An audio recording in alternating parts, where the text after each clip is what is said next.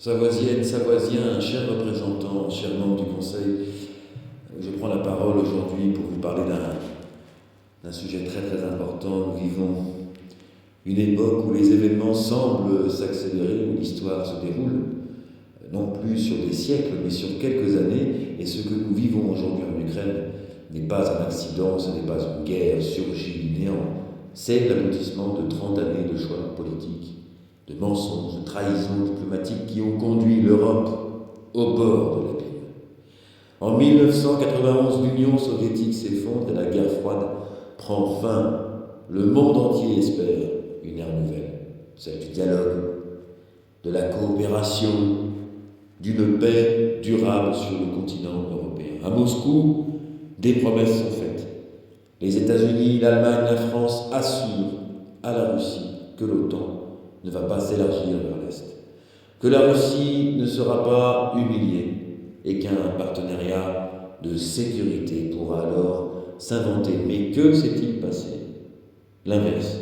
En 1999, la Pologne, la Hongrie, la Tchéquie rejoignent l'OTAN.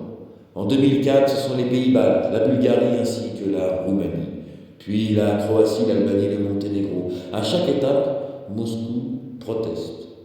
À chaque étape, on lui répond par le mépris. C'est ainsi que la Russie, peu à peu, s'est sentie encerclée. Et ce sentiment que nous pouvons comprendre, même sans le justifier, a nourri une méfiance tellement grandissante.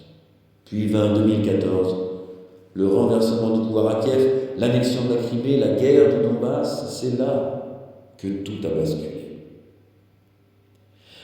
De 2014 à 2022, c'est une guerre donc silencieuse qui a lieu, une guerre civile où des Ukrainiens s'affrontaient entre eux avec des soutiens extérieurs, des milliers de morts, mais l'Occident a préféré détourner le regard. Pourtant, les accords de Minsk auraient pu ramener la paix.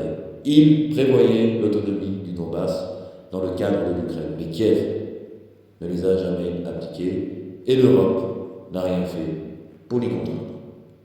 Pire, nous savons aujourd'hui, grâce aux déclarations même de certains dirigeants européens, que ces accords n'étaient qu'une manœuvre, non pas pour faire la paix, mais pour gagner du temps, armer l'Ukraine et préparer la confrontation. En 2022, la Russie franchit la frontière. C'est l'invasion. Et dès lors, l'Ukraine devient le champ de bataille d'une guerre par procuration. Les États-Unis veulent affaiblir Moscou, quitte à prolonger la guerre. L'Europe se divise, coupée de son énergie dépendante des décisions de Washington. La Russie s'isole de l'Occident, mais renforce ses liens avec la Chine, avec l'Inde, avec l'Afrique. La Chine observe, attendant son heure pour devenir la première puissance mondiale. Et nous, Européens, que faisons-nous? Nous nous retrouvons pris en otage. Nous payons l'énergie plus cher, nous voyons l'inflation ravager nos économies et nous envoyons des milliards en Ukraine pendant que notre peuple, lui, souffre. Certains pourraient dire, mais quel rapport avec la Savoie? Je vous réponds, tout est lié. Quand le monde vacille, aucun territoire n'est épargné. La coupure du gaz russe a provoqué une explosion des prix. Nos industriels locaux, nos agriculteurs, nos familles payent déjà cette facture. L'Ukraine et la Russie sont deux greniers à blé du monde. Leurs exportations perturbées, ce sont nos boulangeries, nos marchés, nos foyers qui subissent la hausse des prix. Les matières premières, l'aluminium, le nickel, les engrais, tout devient rare et donc cher. Nos entreprises savoyardes perdent en compétitivité. Les flux migratoires, des millions d'Ukrainiens sont déplacés dû à la pression supplémentaire sur l'Europe et donc sur notre territoire. La sécurité en cas d'escalade militaire, nos vallées, nos cols, nos aéroports peuvent devenir stratégiques. Nous ne pouvons pas rester passifs Face à cette situation, nous ne pouvons pas rester spectateurs. La Savoie doit protéger son peuple.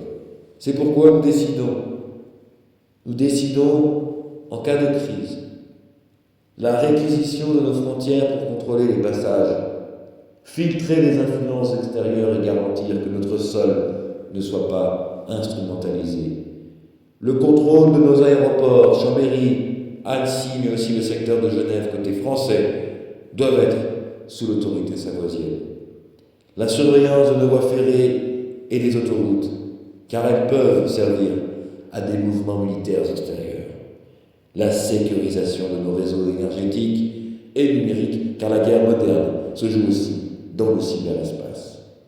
La mobilisation citoyenne, avec la création de comités locaux de vigilance et de défense civile. Chaque Savoyard doit se sentir acteur de la sécurité de notre territoire. Mais notre rôle ne doit pas être seulement défensif. La Savoie, au cœur des Alpes, peut et doit être un pont de paix. Notre tradition historique entre la France, l'Italie et la Suisse nous place naturellement comme médiateurs. Nous ne voulons pas être un champ de bataille, ni une zone de dialogue, mais un territoire de neutralité active. Et lorsque viendra un jour le temps d'un traité de paix européen, la Savoie pourra offrir son sol pour accueillir les négociations. Comme Genève l'a fait autrefois, la Savoie peut devenir ce lieu où l'Europe va se réconcilier avec elle-même. Chères Savoisiennes, chers Savoisiens, je vous le dis avec gravité, nous entrons dans une nouvelle ère.